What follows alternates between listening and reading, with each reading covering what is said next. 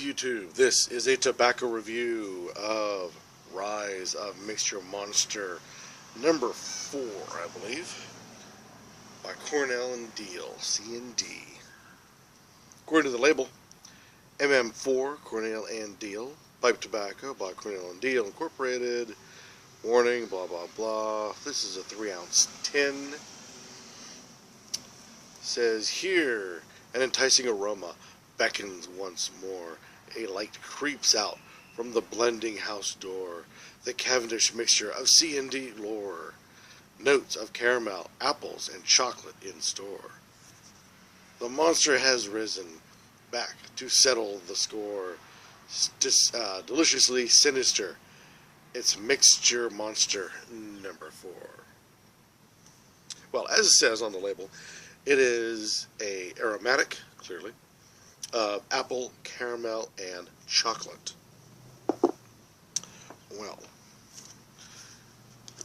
you open it up, it comes with a little covering on top of that, which is nice and quaint and keeps it all nice and packed down, but it sets the theme of the tobacco in that aromatics are well known for being a bit on the moist side. You can tell by the feel of the paper that there is a dampness to it. Now, the tobacco itself is quite nice. It appears to be a mix of Golden Virginias with some Black Cavendish, possibly some Burleys mixed here and there, I'm not quite sure, but definitely Virginias and Black Cavendish. The tin note is fantastic. It is appley, it is caramel. There's bits of chocolate in the background. But the texture, being a nice ribbon cut, as you can see, but when you feel it, there is something definitely on the surface. Now, many aromatics, it is to the point where it leaves a residual on your fingers.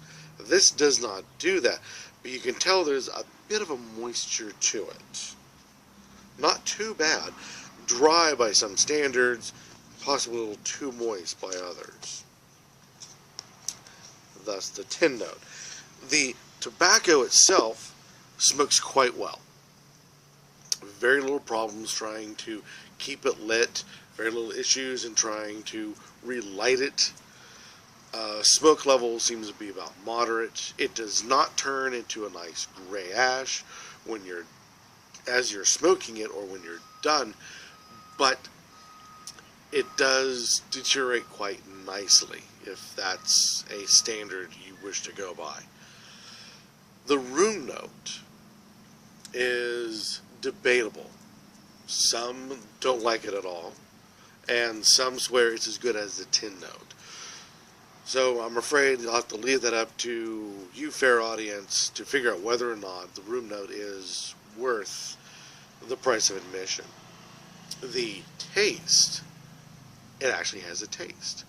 I say this because many aromatics seem to lack a definable flavor. They're an aromatic. They're meant to be smelled, not taste.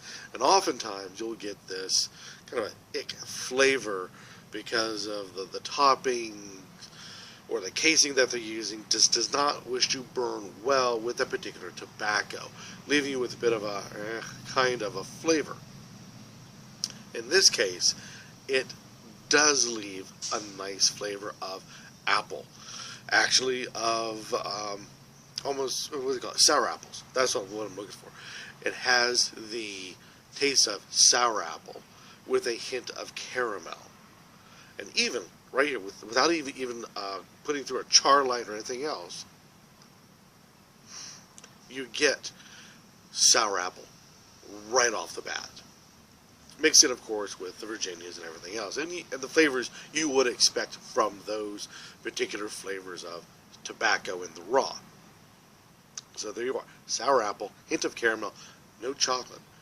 Room notes debatable, tin notes fantastic. The level of moisture, I myself think it's perfect, but I know to some it may be too wet, and to others it may be too dry. Give it a try. See what you think. This is Cornell and Deal's Rise of the Mixture Monster. See what you think, or better yet, go out, buy a tin, try it. Go on to the YouTube and let the rest of us in YouTube community know your thoughts on Rise of the Mixture Monster number 4. Dun, dun, dun. And until next time, keep on smoking.